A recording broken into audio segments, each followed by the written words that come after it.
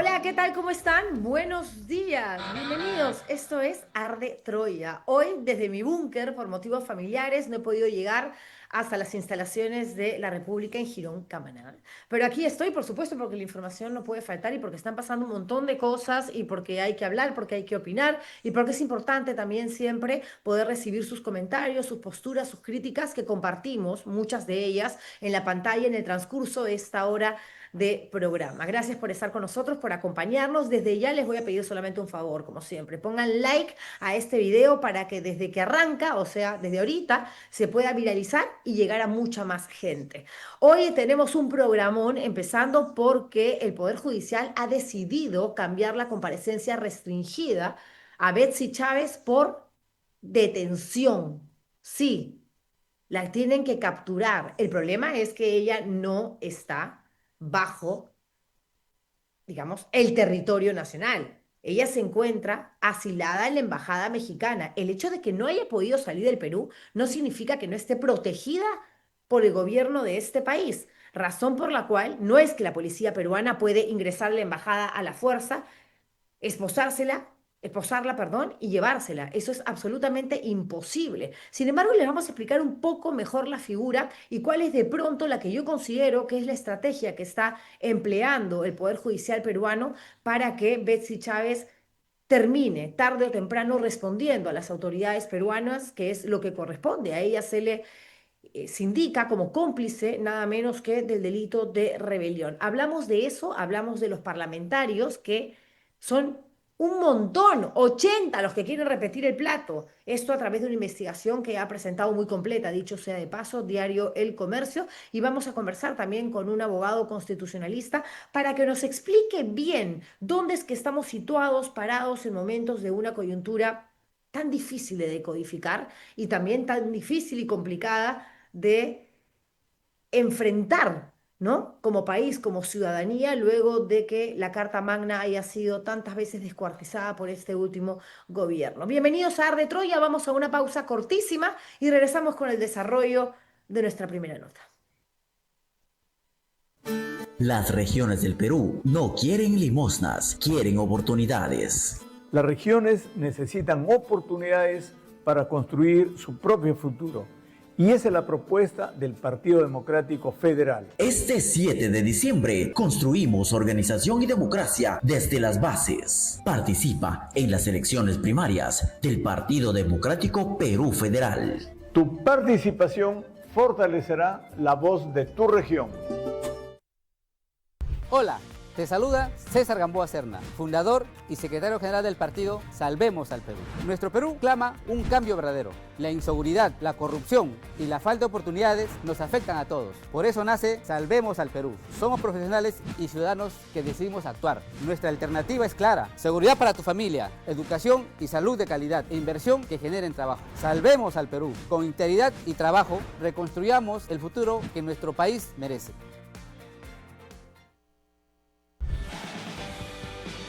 Somos primero la gente. Proponemos un pacto social con la gente, brindando seguridad.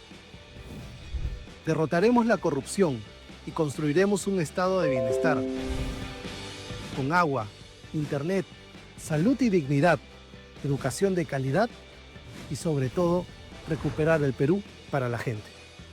Somos primero la gente. Llegó la hora del cambio. Un Perú industrializado con oportunidades reales para nuestras MIPES. Universidades nacionales en cada región. Más hospitales. Más salud para todos. Seguridad firme contra la delincuencia y el sicariato. Mejores carreteras conectando todo el país. Apoyo al agricultor con créditos y 2 años de gracia para salir adelante. Porque el Perú necesita un cambio urgente. Y ese cambio empieza ahora. En el Perú, todos los días son una lucha contra el hambre en nuestros barrios y la falta de oportunidades, contra el abuso de los grandes y para enfrentar la impunidad, contra la delincuencia en las calles y la corrupción en el poder. Pero este 2026, al pueblo le ha llegado la hora de ganar. Vicente Alanoca y Ronald Atencio, únete a esta lucha. Venceremos. Alianza Electoral Venceremos. Nueva Constitución para refundar el Perú. ¿Cómo están? Los saluda Les González, el presidente del Partido Demócrata Verde, para convocarlos a participar en nuestras elecciones primarias, para afianzar la democracia, para establecer el principio de autoridad, para construir el desarrollo económico y la paz social para ustedes y todos los peruanos. Piensen verde, vota verde.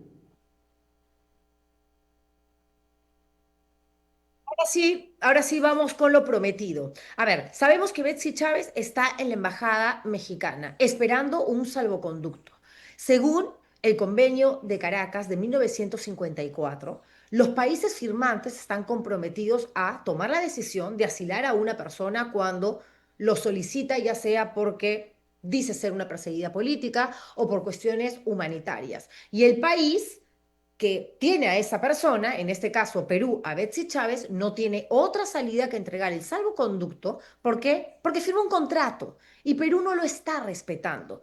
Yo estoy segura que muchos de los que me están viendo no están de acuerdo con la decisión tomada por el gobierno mexicano, porque no es una perseguida política, Betsy Chávez, y porque tampoco es que tenga que ser protegida, resguardada por algún otro país por un tema humanitario. Eso no es verdad. Que ella se haya victimizado, esa es otra historia. Lo cierto es que si el país asilante, en este caso México, ya tomó una decisión, Perú tiene que darle esta especie de pasaporte especial, conocido como salvoconducto, y dejarla ir a México. Pero como el canciller de Cela dijo que iba a consultar con algunos países de la región, de la OEA, para determinar si efectivamente lo firmado en 1954 se adecuaba o no a la realidad, a la coyuntura, que es una falta de respeto, obviamente, a un documento firmado por representantes de diferentes estados en aquella época, no importa, pero que se mantiene en vigencia. La estrategia, el Perú la ha cambiado. ¿Cómo? El Poder Judicial ha dicho, ok, Betsy Chávez ya no va a estar bajo la figura de comparecencia con restricciones, también conocida como comparecencia restringida. Ahora vamos a dictar una orden de captura nacional e internacional. ¿Por qué le agregan el internacional? Porque ella está en territorio peruano, es cierto, pero en la embajada mexicana. Por lo tanto, Perú no tiene absolutamente nada que ver en un inmueble, en un espacio que es conducido, manejado y que está bajo la potestad del gobierno de otro país. Entonces, le van a dar el salvoconducto seguramente y luego cuando se vaya a México, se activa esta orden de captura internacional, Interpol entra a tallar, la detienen y la traen a Perú, inician un proceso de extradición, porque dudo que México la expulse, y se verá la forma de que ella regrese, porque ella tiene que responder, por supuesto, por los presuntos delitos que habría cometido según el Ministerio Público y la Fiscalía, que tampoco son tan presuntos, porque si bien el golpe de Estado fue fallido, se anunció la disolución del Congreso de la República, un acto absolutamente antidemocrático en el que participó de manera hiperactiva la expresidenta del Consejo de Ministros, Betsy Chávez. A pesar de que lo negó, ella aparece en los videos, ella es una de las principales promotoras de aquel discurso que dio en televisión nacional, grabado con anticipación, por supuesto, el expresidente hoy preso en Barbadillo, de manera preventiva, pero preso, Pedro Castillo. Así que la situación de Betsy Chávez se complica. Y no solamente desde el punto de vista judicial. Si lo llevamos a lo político, el Congreso de la República había debatido hace 2 días un informe para inhabilitarla 10 años de cualquier cargo público. Es decir, usted está prohibida, señora, durante una década de ejercer cualquier tipo de trabajo en el sector público. Y no obtuvo los votos que se requerían. ¿Qué significa esto? Que no pasó. Entonces, como suele suceder, el Parlamento Nacional, al ver que no alcanzaron los votos, que son los 2/3 del total de los congresistas presentes para que se apruebe, volvieron a discutir un nuevo dictamen. ¿Ok? La Comisión Permanente aprobó este reciente informe que recomienda exactamente lo mismo, 10 años de inhabilitación para la ex premier, y se armó la bronca, por no decir el chongo. en el Congreso Nacional. Se dijeron la vela verde. ¿Por qué? Porque Betsy Chávez envió a Raúl Noblecilla, quien es su abogado, y este aprovechó los momentos que tuvo de participación, no solamente para defender a su clienta, sino para arremeter sobre todo contra el fujimorismo. ¿Se excedió? Sí, es cierto. ¿Dijo algunas cosas que son reales, nos guste o no? Sí, también es verdad. Pero en todo caso, lo más importante es que ustedes escuchen, por si se lo perdieron, todo lo que sucedió ayer, porque incluso hasta mandó a callar a la congresista Marta Moyano. Vamos con este primer extracto, que es cuando dice que Alberto Fujimori, el exdictador, no podrá descansar en paz. Vamos. Final Fujimori, y que vuelvo a repetir, por más monumento que se le haga a Fujimori, es la representación, y hay que decirlo. Ni siquiera yo quisiera que, bueno, yo sí quiero que descanse en paz Fujimori, pero no va a poder descansar en paz si tiene todavía representantes que son más perversos que él, que son tan alineados al fujimontesinismo como él. Y entonces cuando nosotros vemos esta denuncia, señora Moyano, no estamos en dictadura, bueno, estamos en dictadura, pero su líder ya murió. Disculpe, pero su líder ya murió. A ver, colegas, vamos a poner orden a la sesión. Colega, un momentito, un momento. En primer lugar, señor abogado, cíñase al tema para el que ha venido usted a hacer el uso de la palabra, y es expresamente el caso específico de la defensa. Señor presidente, yo creo que, bueno, no soy congresista aún, pero voy a ser senador y voy a poner en orden este Congreso. A ver, Noblecilla es un abogado con experiencia, sabía perfectamente que se presentaba frente a un quórum que no lo quiere, que en su mayoría está conformada por parlamentarios de derecha y que no lo iban a dejar hablar, lo iban a pifiar. Creo que tuvo que mantener las formas y no caer al nivel de este grupo de parlamentarios. Su función era una sola, defender, creo yo, lo indefendible, pero finalmente a su abogada, porque para eso le pagan, que es Betsy Chávez. A pesar de que en la mesa directiva le dicen, señor, por favor, quien está conduciendo el Congreso de la República, el congresista le pide que mantenga las formas, que se dedique única y exclusivamente a presentar argumentos en defensa de la expresidenta del Consejo de Ministros, él insiste, porque sí, es cierto, no lo dejaban hablar. Y en un momento a una parlamentaria que no la ponchan las cámaras del Congreso de la República, pero se entiende que es alguien de la oposición, obviamente de la derecha, y que es arquitecta de profesión, la manda a construir casas. Le dice, usted que sacar el Congreso de la República y encima recriminándome, váyase a construir una casa. Bravísimo estuvo Raúl Noblecilla ahí. Ellos dicen todo, pero ellos también tienen esa misma potestad que tengo yo de pedir y solicitar respeto. Mire cómo cuchichean. La señora que dice ser arquitecta, que construya casas, ¿qué hace acá entonces? Pues, si no hace nada, entonces que no molesten, pues, que no moleste. A construir casas, señora. Voy a continuar. No entiendo. Continúo, pero que no griten, pues. Hay que silenciarlos. No sé, un calmante tal vez. Bueno, mal ahí, ¿no? Porque se pierde el fin, el objeto, la razón de ser de su presencia en el Congreso de la República, que creo que pudo haber sido aprovechada de una manera muchísimo más inteligente, porque continúa esto, ¿ah? O sea, no tenía cuándo parar. Empezó con arengas, abajo el fujimorismo, sí sabemos cuál es su postura. Si entendemos que evidentemente al defender a una mujer abiertamente de izquierda que apoyó un golpe de Estado y que lo sigue defendiendo hasta el día de hoy, el fujimorismo va a ser eternamente su enemigo. Abajo la dictadura, abajo el fujimorismo, abajo el exdictador. Y bueno, al final Valdemar Cerrón le agradece su participación y le dice de nada camarada. Uy, esto hizo que los ánimos se calienten todavía más en el Congreso de la República, porque luego se presentó una moción de censura por parte de Renovación Popular para censurar a Valdemar Cerrón. ¿Y qué creen? Obviamente no se consiguieron los votos. Y sí había quórum ayer, ¿eh?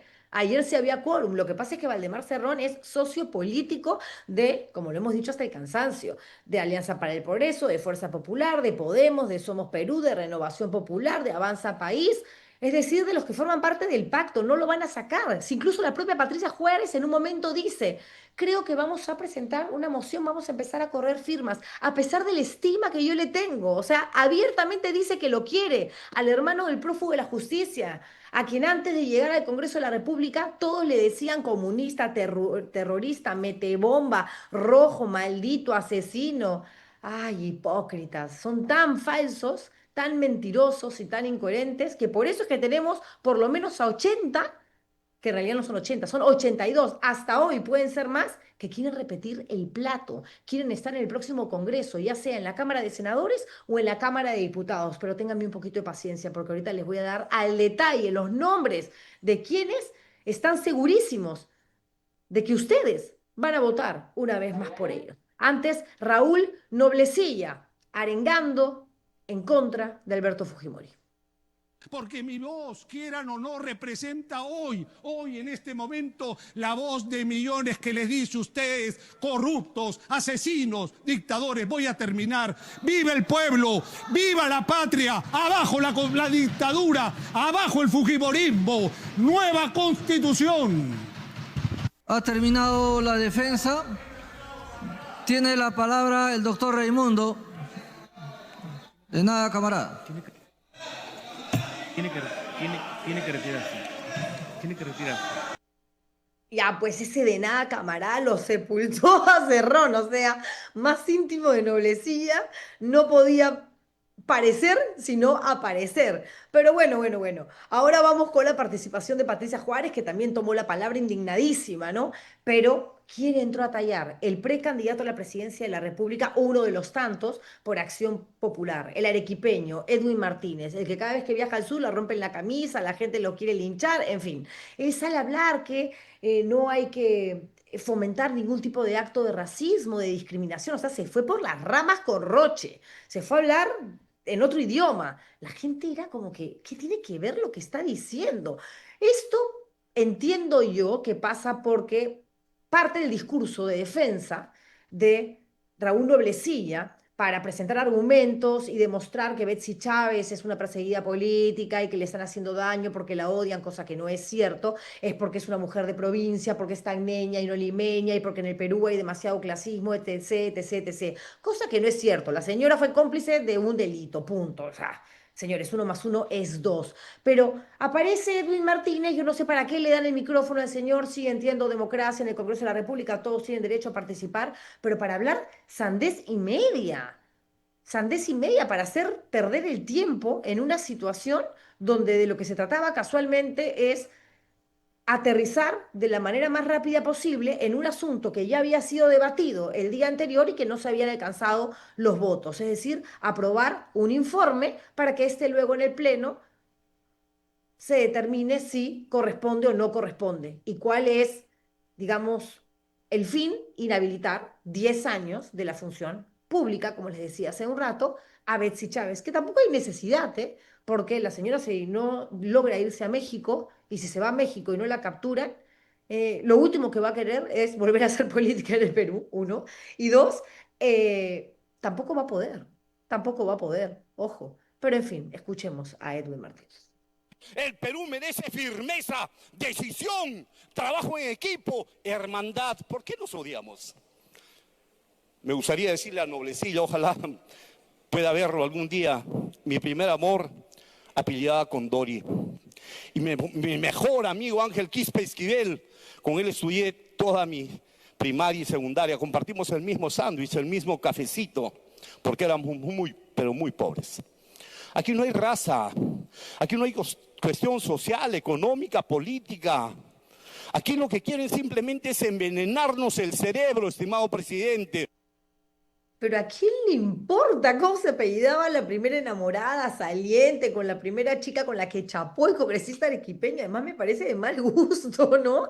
El típico que no sabe qué decir, pero necesita participar para que lo vean y para luego, no sé, poder justificar su presencia en el Congreso de la República. En fin, vamos con Patricia Juárez, una de las voces más importantes hoy en día del fujimorismo, encarando a Valdemar Cerrón, molesta. Y esto se entiende también luego de que cuando terminó de hablar Raúl Noblecilla, le agradece Cerrón diciéndole gracias camarada. Y camarada es una palabra que la vinculan automáticamente, sobre todo los de la derecha, con el terrorismo, con el comunismo, con el caviarismo y todos los ismos, y sismos que puedan existir. Vamos.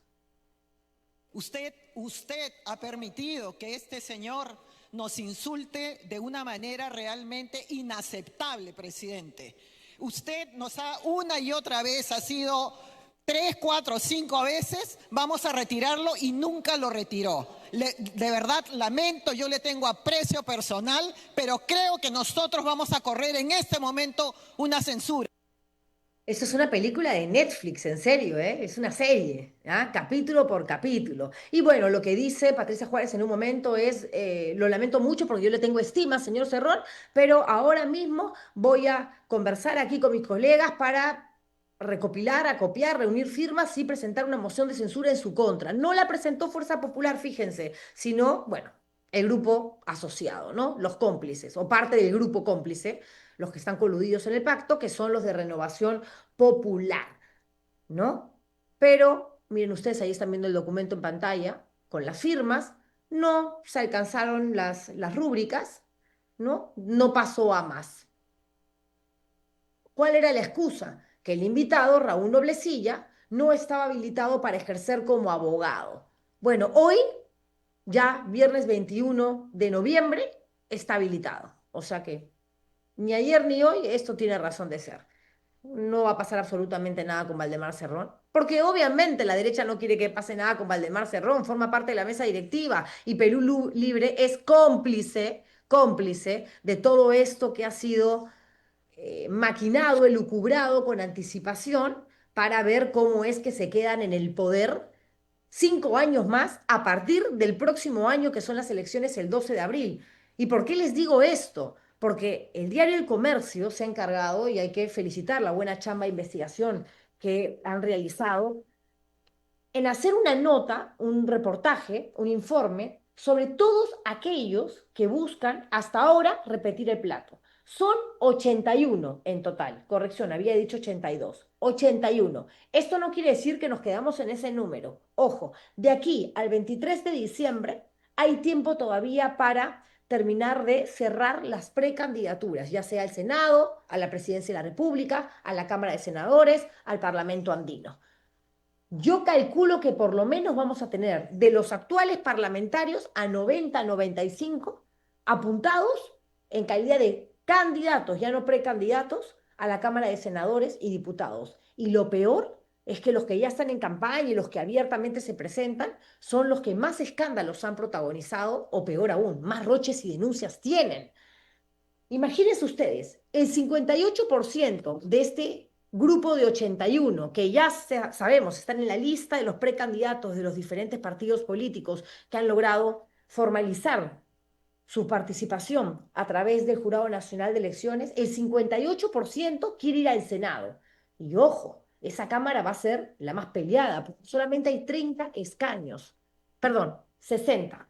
La Cámara de Diputados se va a mantener en 130. Y si la reelección está prohibida, ¿por qué? Ustedes se preguntarán, y es lógico, los que están ahora deberían solamente tener la posibilidad de postular al cargo de senador, no de diputado, porque diputado es lo mismo que congresista hoy, 2025. No, estos son tan vivos y sacahuelteros que han tenido su propia lectura de la situación de la Constitución y han dicho, no se confundan, somos congresistas. Acá no estamos divididos en diputados y senadores, por lo tanto podemos postular a cualquiera de las dos cámaras. Jojolete, si no les gusta, lo lamento, igual postulamos. Si no nos gusta, ya sabemos cómo tenemos que votar, ¿no? Digo, 58% quiere al Senado, el 40% repetir el plato, básicamente, yendo u obteniendo una curul en la Cámara de Diputados, y hay solamente 2 congresistas que están tentando suerte para el Parlamento andino. Pero hay partidos que tienen espacio para incluir más gente. Repito, ojo, los que además del Senado, noticia o información importante, que ha apuntado además textualmente para no confundirlos, postulan a la presidencia, por ejemplo, no sé, César Acuña, que si no gana como presidente puede quedar como senador, todos llevan el número 1. Está José Luna y Roberto Quiabra, básicamente. Quiabra de Unidad Nacional. Carol Paredes, actual parlamentaria, que va en la plancha con Philip Butters, en la plancha presidencial, en el cargo de primera vicepresidenta o aspirante a ser primera vicepresidenta. Ella va con el número 2 también a la Cámara de Senadores. ¿Ok? Estos son los que candidatean por la lista única. Ustedes dirán, ¿qué, Juliana? No me confundas, ¿qué es la lista única? Tranquilos, no es difícil de entender. La lista única es aquella que en el padrón se presenta con casillas pegadas a la de las planchas presidenciales. Por lo tanto, si hablamos del manejo visual de un documento que va a ser enorme, como siempre les digo, una especie de mantel de chifa, son los más fácil de ubicar, más allá del número que se les dé, porque se entiende que no es lo mismo tener el número 2, 3, 4, 5 para postular que tener el 17, el 18, y esto explicaría la razón por la cual algunos integrantes, afiliados, militantes, parlamentarios hasta el día de hoy de algunas tiendas políticas han renunciado en las últimas semanas. No lo han dicho abiertamente, pero el mencionar la frase, me voy por motivos de conciencia, porque yo quiero ser coherente con el ideario que comparto desde hace 10, 15, 20 años, Vivian Olivos, por ejemplo. Perfecto ejemplo si hablamos de Fuerza Popular. Yo estoy convencida de que ella quería un número cercano que le permitiera mucha más oportunidad de seguir en el Congreso de la República y la habrán mandado al puesto 35 y habrá dicho, no, pues así no la hago de ninguna manera.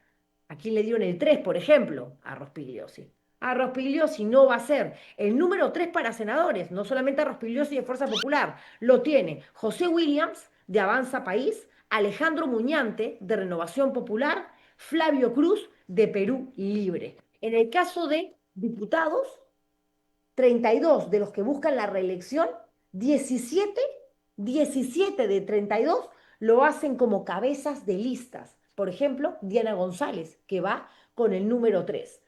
Pero más allá de los números, porque la matemática es exacta, y sobre aquello que es tan aterrizado en realidad, es una pérdida de tiempo y hasta una falta de respeto ponernos a discutir. La matemática es científica, 1 más 1 es 2, los números son infinitos y eso es algo que ni ustedes ni yo podemos cambiar. Pero de lo que sí podemos hablar y comentar es de los cuestionamientos que tienen varios de los que no solamente están en un muy buen lugar de cara a las próximas elecciones porque les han dado un gran número, porque son los compinches de los que están ahora en calidad de precandidatos a la presidencia de la República, las caras más notorias cuando hay debates, los que están acompañando siempre a los protagonistas de los partidos políticos en campañas, en mítines, pero se olvidan de que cargan mochilas muy pesadas y por lo tanto peligrosas, porque si realmente queremos una mejor clase política, por lo menos decente, ojo, no les estamos pidiendo 10, 15 maestrías, pero por lo menos un poco de esencia, no podemos tener a esta gente que hace caso omiso a una historia que ellos mismos han escrito en el transcurso de los próximos 5 años. Por ejemplo, una de las más criticadas es Lady Camones, de Alianza para el Progreso. Recordemos que Camones es tan, pero tan cercana a César Acuña, que ella logró ser presidenta de la mesa directiva y se tuvo que ir porque aparecieron unos audios donde ella parecía la sirvienta del señor Plata como cancha. El otro, aprovechando que tenía a alguien de confianza de su equipo presidiendo el Congreso de la República, la mandaba a agilizar proyectos en Alto Trujillo, porque eso, y él mismo lo reconoció, es tan bruto que encima lo reconoce César Acuña, porque eso le iba a servir como caballito de batalla para su campaña cuando aspiraba a ser gobernador regional de La Libertad. Y claro que le funcionó. La que perdió fue Lady Camones, que dejó la mesa directiva, pero el otro, sí, gobierno regional, hizo lo que le dio la gana, se dedicó a viajar por Europa, por Estados Unidos, y después abandonó el cargo para dedicarse a su labor proselitista en búsqueda, otra vez, del sillón presidencial. Y como Lady Camones, varios. Y de Lady Camones también tengo más información, pero antes tengo que cumplir con la pausa. Volvemos ahorita. El Perú no puede más. Criminalidad, corrupción, pobreza. Es momento de actuar con firmeza. Declaremos una guerra frontal contra la criminalidad. Crearemos una policía municipal armada para recuperar nuestras calles. Emprendamos una lucha implacable contra la corrupción, fortaleciendo la transparencia y el control permanente de cada institución. Impulsemos una verdadera revolución educativa, con mayor inversión y mejores escuelas. Basta ya. Es hora de recuperar nuestro país. Querido Perú, de muchos pueblos, muchas costumbres, quechuas, aymaras, amazónicos y afrodescendientes, cada uno con su historia, su lucha y su verdad. Somos diversos y merecemos ser reconocidos así. Desde Juntos por el Perú, impulsaremos la gran primera constitución del pueblo que refleje esa pluralidad. Construyamos una democracia real, con participación de todos, porque tu historia importa y un país justo empieza por escucharnos a todos. Querido Perú, de muchos pueblos, muchas costumbres, quechuas, aymaras, amazónicos y afrodescendientes, cada uno con su historia, su lucha y su verdad. Somos diversos y merecemos ser reconocidos así. Desde Juntos por el Perú, impulsaremos la gran primera constitución del pueblo que refleje esa pluralidad. Construyamos una democracia real, con participación de todos, porque tu historia importa y un país justo empieza por escucharnos a todos. Querido Perú, de muchos pueblos, muchas costumbres, quechuas, aymaras, amazónicos y afrodescendientes, cada uno con su historia, su lucha y su verdad. Somos diversos y merecemos ser reconocidos así. Desde Juntos por el Perú, impulsaremos la gran primera constitución del pueblo que refleje esa pluralidad. Construyamos una democracia real, con participación de todos, porque tu historia importa y un país justo empieza por escucharnos a todos. Querido Perú, de muchos pueblos, muchas costumbres, quechuas, aymaras, amazónicos y afrodescendientes, cada uno con su historia, su lucha y su verdad. Somos diversos y merecemos ser reconocidos así. Desde Juntos por el Perú, impulsaremos la gran primera constitución del pueblo que refleje esa pluralidad. Construyamos una democracia real, con participación de todos, porque tu historia importa y un país justo empieza por escucharnos a todos. Querido Perú, de muchos pueblos, muchas costumbres, quechuas, aymaras, amazónicos y afrodescendientes, cada uno con su historia, su lucha y su verdad. Somos diversos y merecemos ser reconocidos así. Desde Juntos por el Perú, impulsaremos la gran primera constitución del pueblo que refleje esa pluralidad. Construyamos una democracia real, con participación de todos, porque tu historia importa y un país justo empieza por escucharnos a todos. Los estoy leyendo, los estoy leyendo mientras desarrollamos este programa, cumpliendo, por supuesto, con las pausas. Seguimos, hablábamos de aquellos que tienen una gran oportunidad por parte de los partidos políticos, por supuesto, a los que pertenecen, porque les han dado un gran número para las próximas elecciones, y no sabemos si tienen una gran oportunidad por parte del electorado. Eso en realidad, conociendo la historia política nacional y conociéndonos nosotros, hagámonos una mea culpa también, ¿eh? No seamos hipócritas, de lo mal que solemos votar y de lo fácil que perdonamos, nada está dicho, nada está dicho. Y no se trata de hacerle anticampaña a nadie. Por mi parte, les prometo que eso no va a suceder. Mis opiniones son absolutamente subjetivas, pueden estar de acuerdo o no. La información tal cual se las estoy brindando para que ustedes sepan a qué nos estamos enfrentando, o mejor dicho, a quiénes tenemos al frente y quieren seguir viviendo del Estado.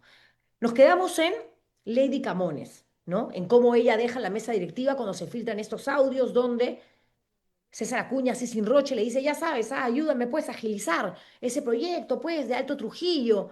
Y cuando le dicen, señor Acuña, pero usted llama a la presidenta de la mesa directiva, ¿dónde está la autonomía, la independencia, el respeto que usted tiene que, además, tener por alguien que es la máxima representante de un poder del Estado? Y él dice, bueno, sí, eso la verdad es que sí me sirvió para yo convertirme en gobernador regional. Lady Camones se fue, dejó la mesa directiva y a partir de ese momento me atrevería a decir que se convirtió en una de las congresistas quizás más perfil bajo, a pesar de que no era vehemente, nunca fue agresiva, al contrario, una mujer con un talante demócrata, muy, muy respetuosa en entrevistas, también debo reconocerlo, pero claro, ya quedó con Roche. Y eso no es lo único, no es lo único. Cuando se habló sobre la ley de difamación, más conocida como la ley Mordaza, que buscaba penas más altas para aquellos que, según los políticos, son difamados, manchados en su honra, atacados en su dignidad por los malos periodistas que opinamos, que analizamos,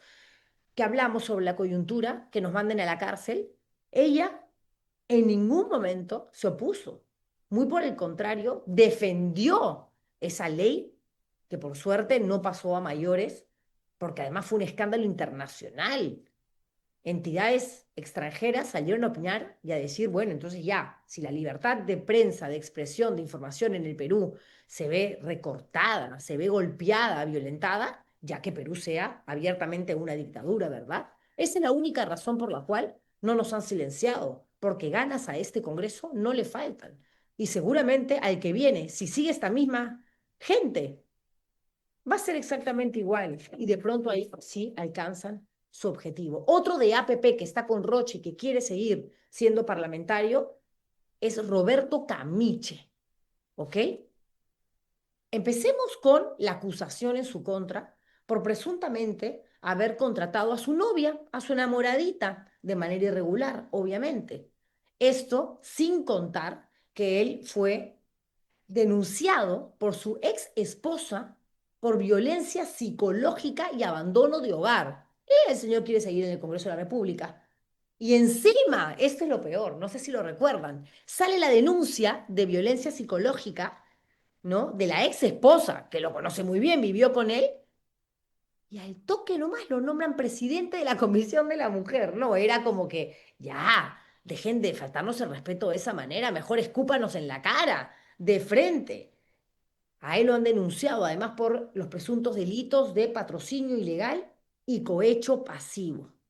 Tiene una denuncia de la Procuraduría General del Estado, ¿no? Se le acusa de tener presuntos intereses indebidos en la presentación y aprobación de iniciativas legislativas que habrían sido promovidas por empresas privadas. ¡Qué roche! Jorge Martí Corena, otra joyita de APP, aunque cambió de bancada, ¿no? Es uno de los llamados tránsfugas. El congresista dejó Perú Bicentenario y se pasó a APP. ¿Y qué pasó con él? Se preguntarán ustedes. ¿Por qué está dentro del grupo de los rochosos? Ahorita se los digo, pero antes tengo que ir con una mención.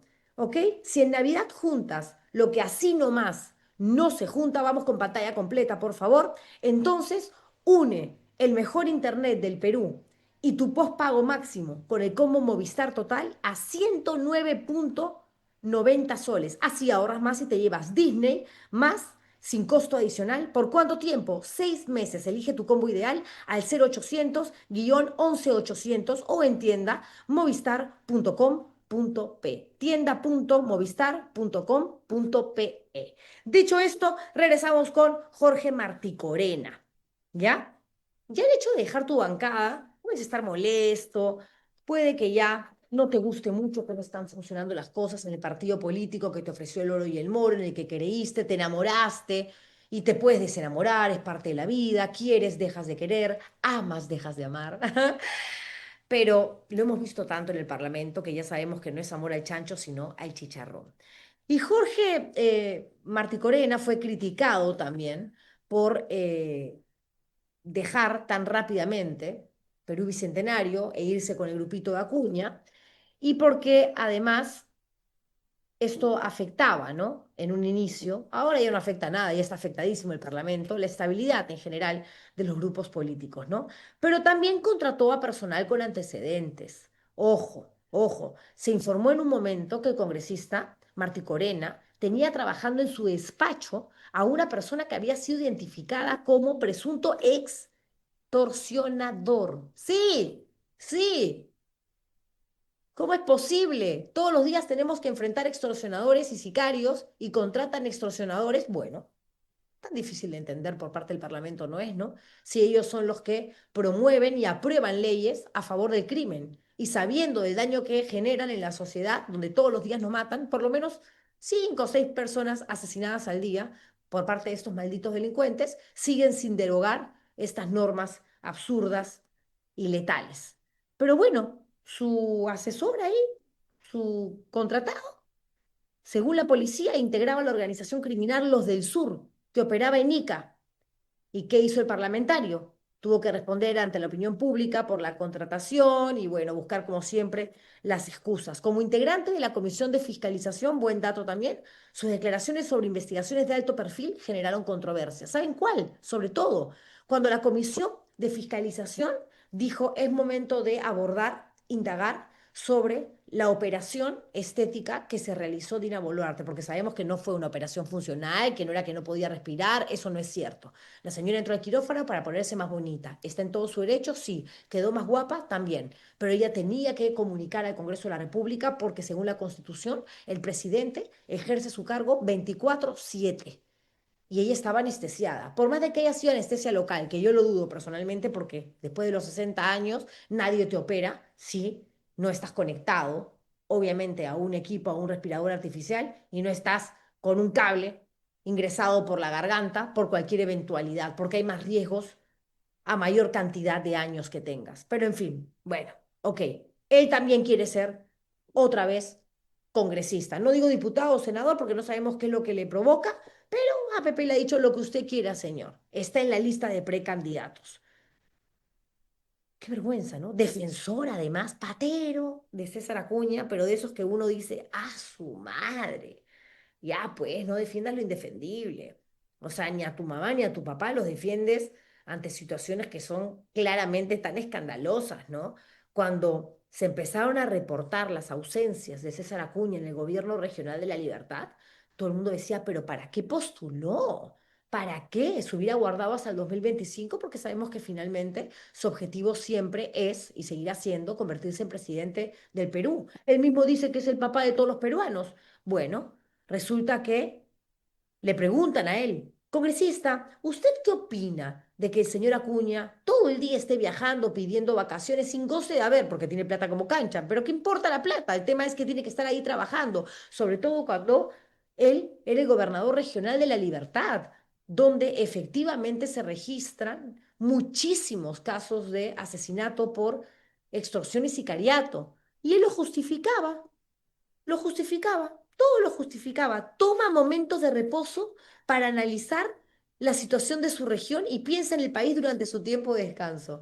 Ustedes me van a decir, a ver, que en Madrid, mientras está con su novia, muy guapa, dicho sea de paso, comiendo su tortilla de patatas, tomándose una cañita, en esos bares madrileños maravillosos que abren a las 2 de la mañana y en los que te puedes quedar hasta las 6, 7 de la mañana y regresar caminando a tu Airbnb, a tu hotel, en este caso él a su jatazo, a su mansión, por la Gran Vía, sin que nadie te robe, tranquilidad. Miren, estoy tan picona que se me cae hasta el celular. El que puede, puede, y el que no, que aplauda, así que aplaudo nomás. Se va a poner a pensar en el Perú, al contrario, en lo que menos quiere pensar es en el Perú. Si cuando a él le consultan, dice, no, la verdad es que yo viajo para sentirme más seguro. Todos queremos viajar para sentirnos más seguros y dejar de trabajar en un país donde nos da miedo hasta salir a comprar el pan porque nos roban por un celular y encima nos meten un balazo en la cabeza por un par de zapatillas. No, no, no, indefendible, indefendible. Magali Ruiz Rodríguez, una de las principales caras del grupo de las mochasueldos o de los mochasueldos. Esta es la denuncia más seria, de hecho, que existe en su contra. La Fiscalía de la Nación, de hecho, ha llegado al punto de presentar una denuncia constitucional en contra de la parlamentaria, a quien están viendo ustedes muy sonriente, además, ¿no? Con cara de bastante simpatía antes de la denuncia, en pantalla.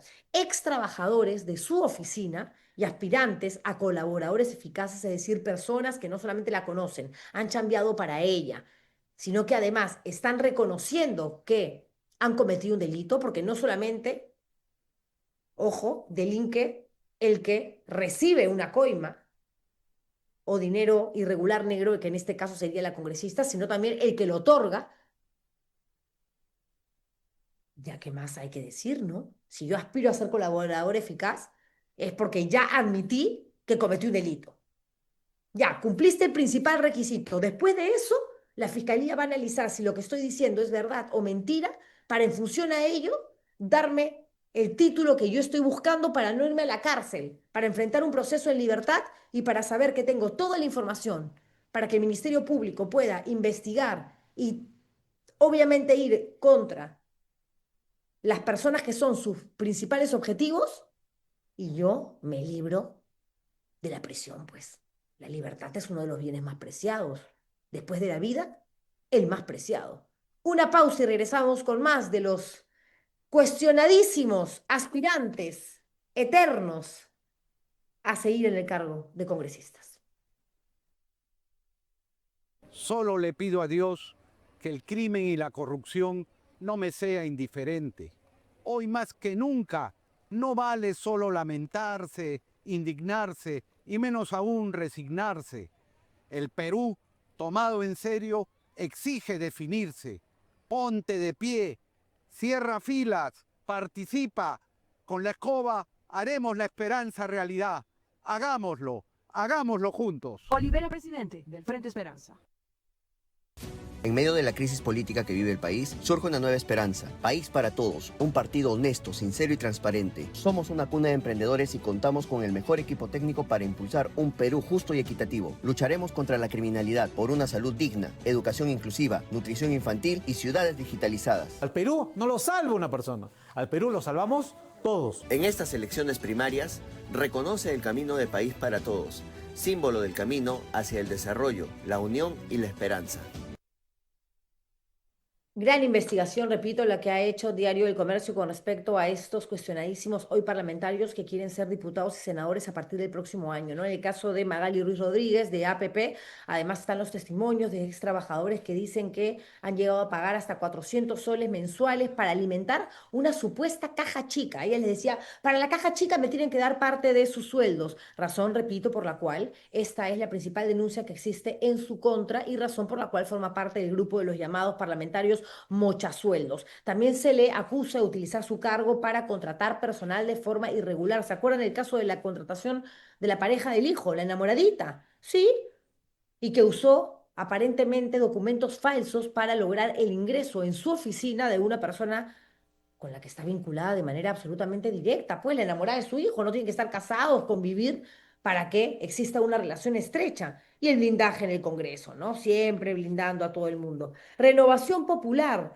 la pastora misógina, machista, Milagro Jáuregui, y esa que dice que las mujeres somos ni siquiera el apéndice, somos la uña del dedo chiquito del pie de los hombres, y eso, con suerte, que tenemos que obedecer, rendirles pleitesía, que sin ellos no existimos, no hacemos nada, que está en contra del aborto terapéutico, que ella cree que las niñas violadas tienen que dar a luz y ser felices porque Dios puso un ser en sus vientres para que ellas pudieran o puedan alumbrarlos. No, no, una locura total lo que tiene en la cabeza, un sancochado tremendo, que parte en realidad, eso sí, entendemos del fanatismo de algunas personas. Está en contra de la comunidad LGBTQ, detesta a los homosexuales, a los bisexuales, a los transexuales. No, no, no. Para ella tiene que ser hombre, mujer, hijitos, familia feliz, por más de que te cuernen, por más de que te peguen, y esa es la única estructura familiar que concibe su pequeño cerebro. En fin, proyectos de ley antiderechos que vulneran los principales fundamentos de los derechos humanos. Ya, escúchenme, ni siquiera termino con la lista, pero uno de ellos es oponerse a que enseñen educación sexual en los colegios. Papás, no lo permitan, los quieren volver maricones. Están logrando que nuestras hijas sean lesbianas cuando hay que criarlas como princesitas para que mañana sepan servirle el café a sus maridos, criar a los niños sin hablar, sin opinar, porque el que manda ahí en la casa es el hombre y nosotras somos sus siervas. Uf, uf, ni en la Edad Media esos pensamientos. Y bueno, esas ya son opiniones, por eso no se le puede condenar, juzgar, pero sí criticar. Obvio que se le puede criticar. Como criticamos, ¿no?, a la Junta Nacional de Justicia, que sigue haciendo caso omiso, y esto ya es algo en realidad nunca antes visto. A las 2 órdenes que ha dado el juez Juan Torres, titular del 9º Juzgado Constitucional de Lima. Él ha dicho en 2 instancias, Delia Espinosa tiene que regresar al despacho de la Fiscalía de la Nación, volver a ser fiscal de la Nación. La primera vez la Junta Nacional de Justicia dijo, no, no lo vamos a hacer, porque ella no nos obedeció a nosotros. Lo que no obedeció Delia Espinosa fue una orden que iba en contra de la Constitución. La misma Junta, que no la deja regresar al Ministerio Público, le había pedido que reponga a Patricia Benavides. ¿Y su respuesta cuál fue? No puedo, señores, reponerla, porque de eso depende la decisión que tome la Junta de Fiscales Supremos. Y si tuviera una orden judicial, la acato, pero no hay eso.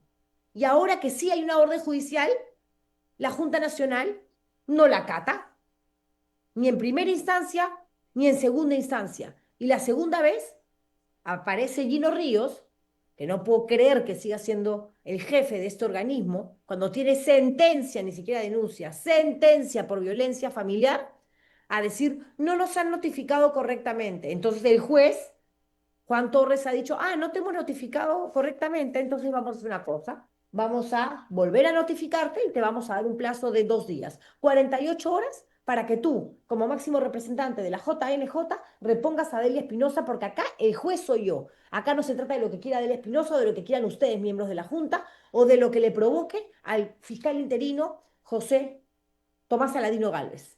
No, no, no, soy yo el que mando. Bien, se puso los pantalones como tiene que ser, no se trata solamente de emitir una resolución, sino de hacer que ésta se cumpla. Porque si no, nos vemos entrampados en una situación donde todo el mundo hace lo que le da la gana. ¿Y qué va a pasar ahora? Este mismo juez, Juan Torres, ha dicho que si no reponen a Delia Espinosa, ella puede hacer uso de la fuerza pública para retomar su cargo, sus funciones. Es decir, ingresar a la fiscalía con la policía. Qué escena tan fuerte, ¿no? E incómoda, creo yo, también para Delia Espinosa, quien ha podido hacer su show en el Ministerio Público como Patricia Benavides. ¿Se acuerdan ustedes que llegó como si fuese estrella de Hollywood a la alfombra roja, ¿no? Plena Avenida Bancay, a querer ocupar el lugar que estaba en ese momento siendo presidido por Delia Espinosa? Y Delia ha dicho, yo eso no lo voy a hacer, a ese show yo no me presto. Pero el juez le está diciendo, entras con la policía, si esto no hacen caso, con la policía, el juez soy yo. ¿Qué va a suceder finalmente? ¿O cuáles son, no sé, los escenarios más próximos que podrían plantearse ante una situación que altera tanto un Estado de Derecho? Estamos con la doctora constitucionalista Beatriz Ramírez vía Zoom para que nos dé algunos alcances antes de terminar el programa. Doctora Ramírez, muy buenos días, gracias por estar aquí en Ar de Troya. Buen día, Juliana, a ti y a todas las personas que te siguen. Muchas gracias. A ver, la Junta Nacional de Justicia ya ha sido notificada en 2 oportunidades. La primera no acató. Hubo un segundo llamado de atención y la excusa fue no me notificaron bien. Entonces lo que ha dicho el juez es, ok, no te notificamos bien, ahora ya estás notificado. Tienes 48 horas. Ya, esas 48 horas entiendo que se cumplen mañana. Sí, se cumplen para todos los efectos en día útil y por eso es que el juzgado le ha dado hasta el 24 de noviembre.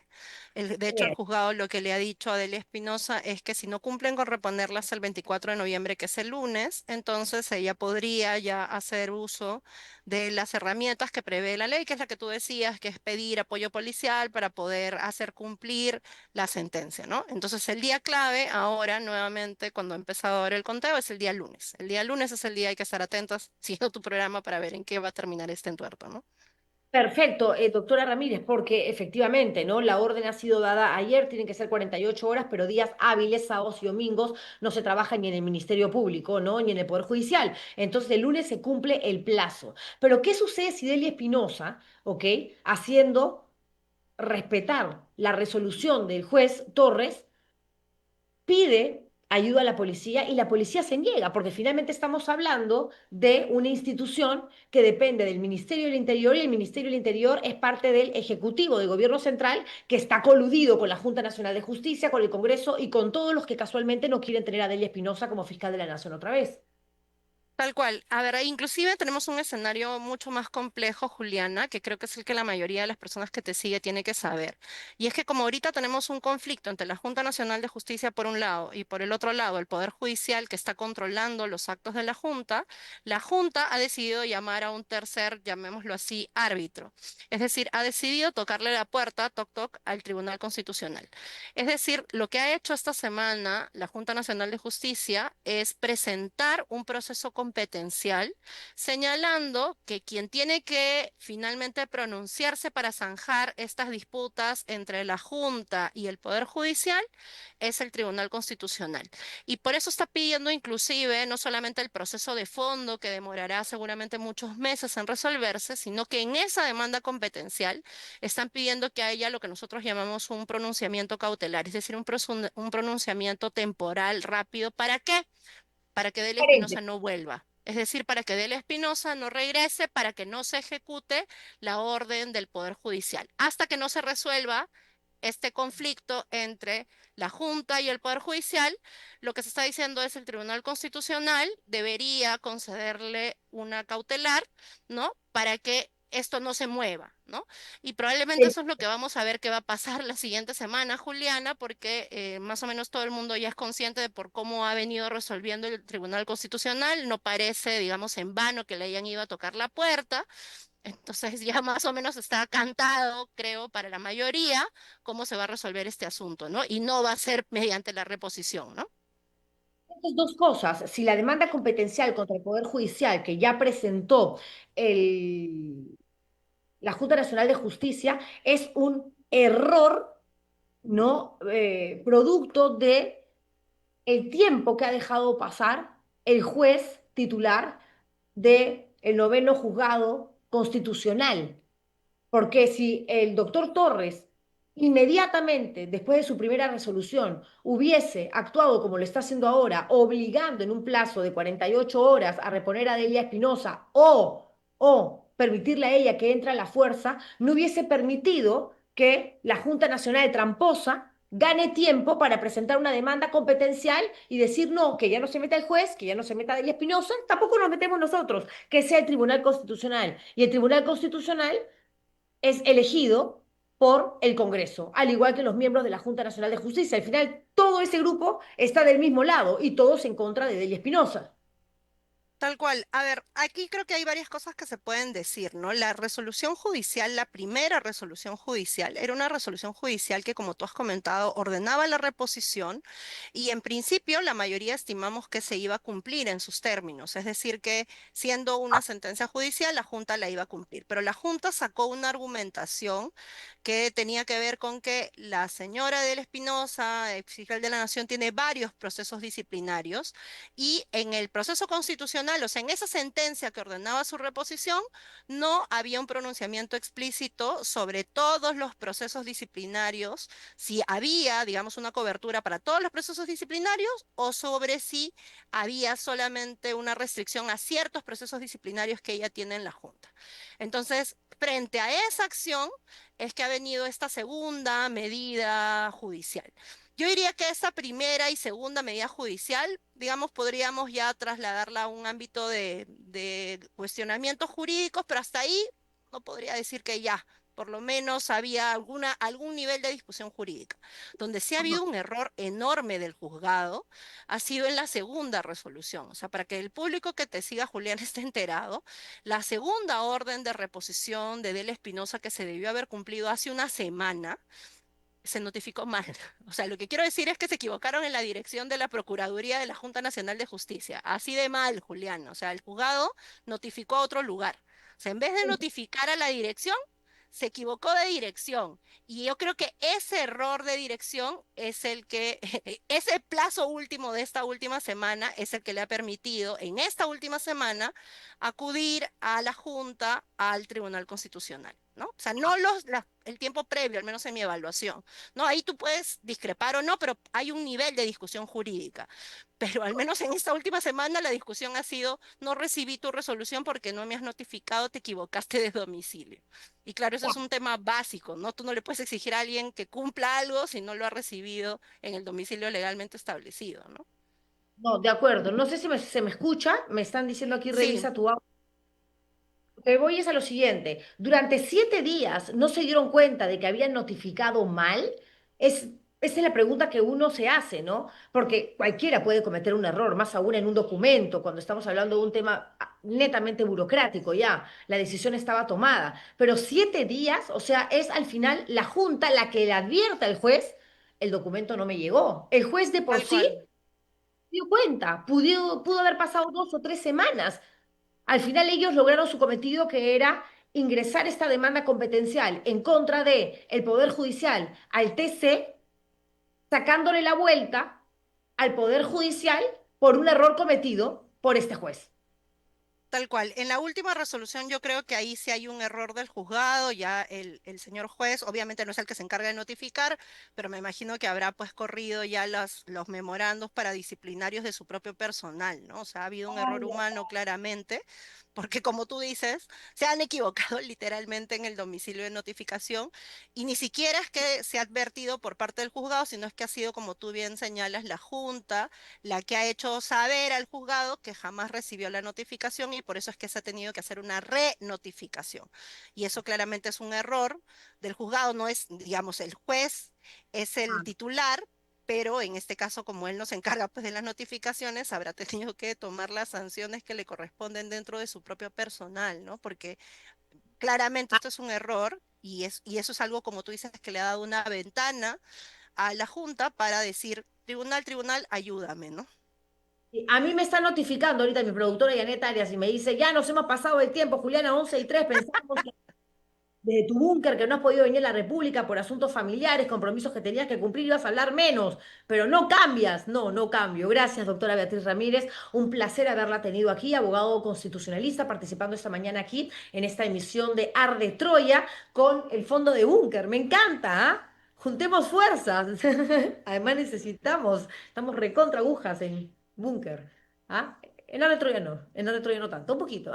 Gracias, señores, por vernos. Lo último que les voy a pedir es que pongan like a este video, sobre todo porque viene sábado, domingo, no salimos en vivo y es una manera de que la gente consuma programas que algunos te pueden gustar más que otros, pero que saben que por lo menos esto que se presenta en la República, a través de toda esta estructura, parrilla que se ha creado desde temprano con Rosa María, luego vengo yo, Manuela Camacho, Pedro Salinas, lo que busca es que ustedes se enteren con la verdad. Nos quieran o no nos quieran, odienos, ámenos, pero sepan que somos personas en realidad decentes. Más no nos pidan. Gracias por vernos. Hasta el lunes. Pongan like, like, like, like, like. Y en la noche tengo búnker, por si acaso. Hoy a las 9 de la noche, viernes. Cuídense mucho. Chao, buen fin de semana.